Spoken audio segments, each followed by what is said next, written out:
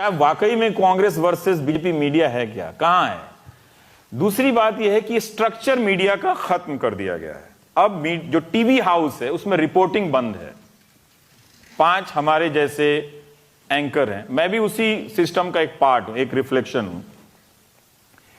इन 5 लोगों को मैनेज करना बहुत आसान है।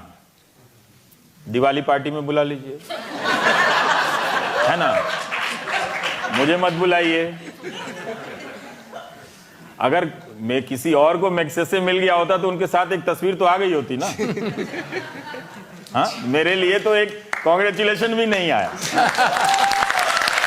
मैं इंपॉर्टेंट आदमी हूं।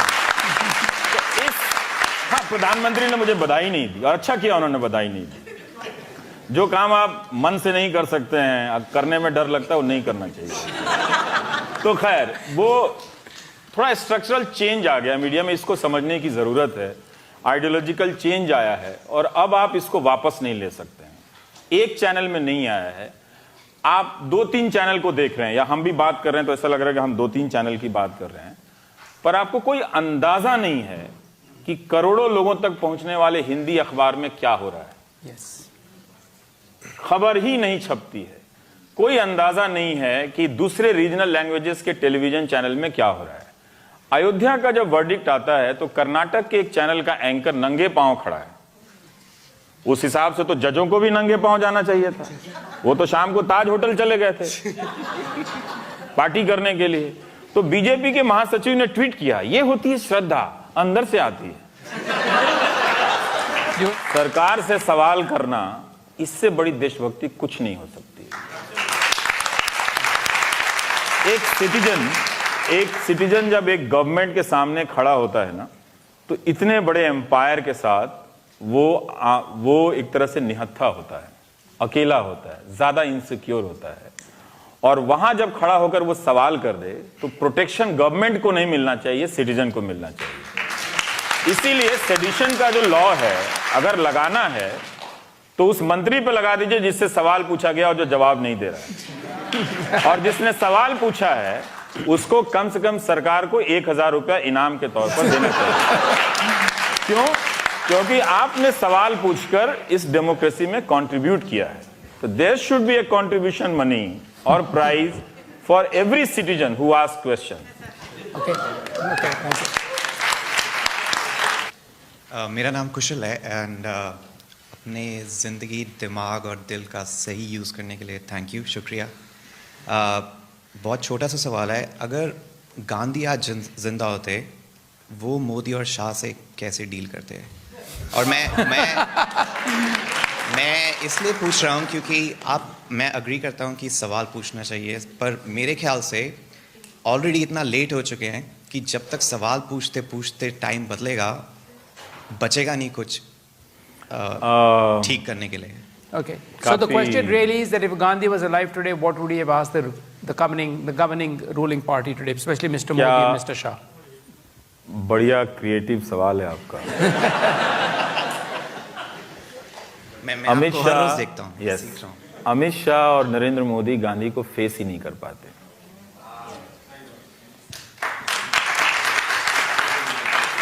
उनके नाम से स्कीम लॉन्च कर देना एक अलग बात है।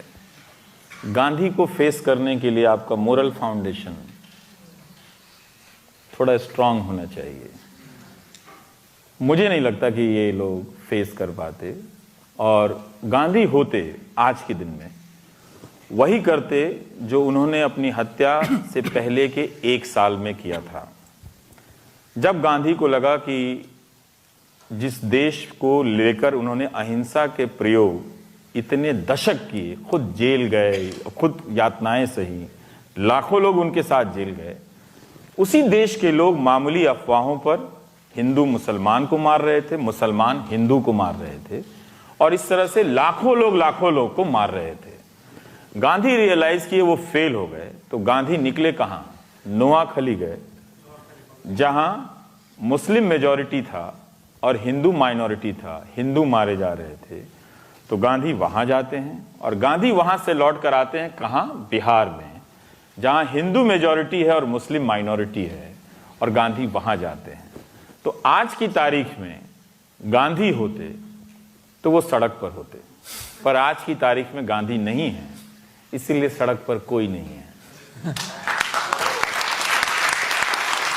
ये कहीं से इंप्रेशन नहीं जाना चाहिए कि मेरे पास सभी सवाल के जवाब हैं।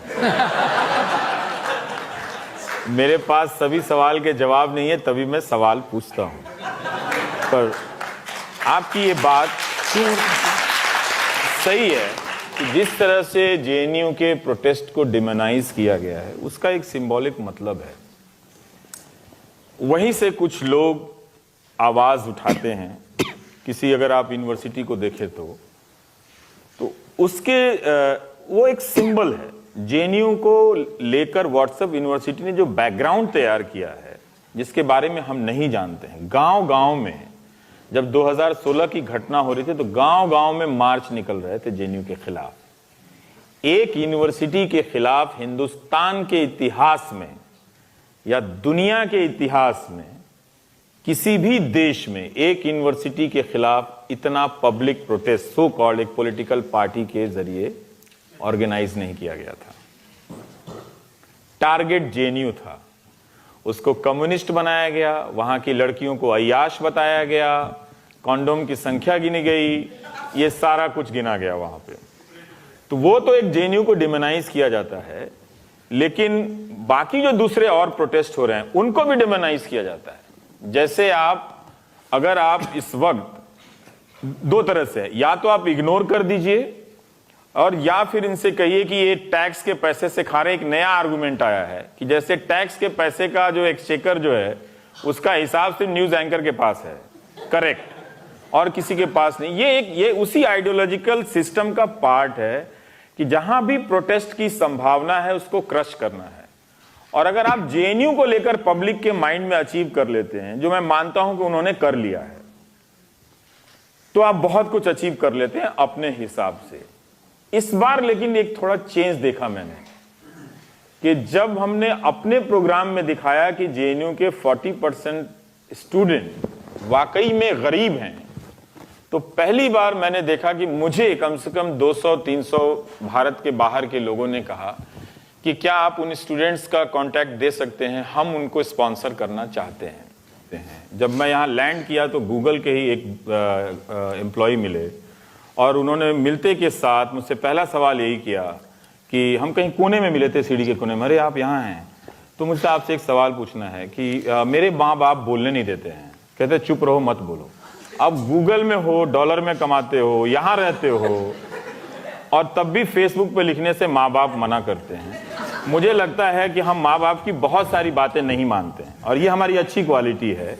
उसमें ये बात हमें सबसे पहले नहीं माननी चाहिए और कहनी चाहिए। पर डर बहुत जरूरी एक डर है, बड़ा एक वास्तविक डर है, क्योंकि भारत जैसे देश में ये बहुत आसान है कि फर्जी केस में आपको फंसा देना और जिंदगी बीत जाएगी इंसाफ में। अभी दिल्ली पुलिस की senior IPS officer Monika Bhardwaj को क्राउड ने हैकल किया।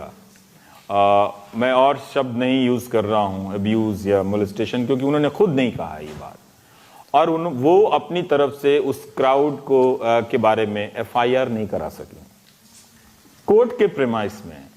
मुझे नहीं लगता कि अमेरिका होता तो इतनी आसानी से